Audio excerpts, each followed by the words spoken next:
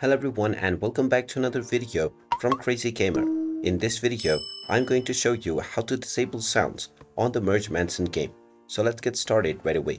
First of all, open up the Merge Mansion game on your device and then log into your game if you haven't done so already. Once you are logged in using your social media or your Google account, you will be taken into the game homepage. Now if you wish to disable sound within your game, tap on the settings icon at the top right corner and now you will see the sounds option. You can turn off both the sound and the music by dragging the slider all the way to the left, or you can also tap on the icons to mute them altogether.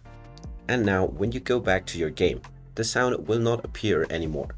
If you wish to turn back sound, you can go back into the same menu and then turn on the sounds using the slider or by using the mute and unmute feature.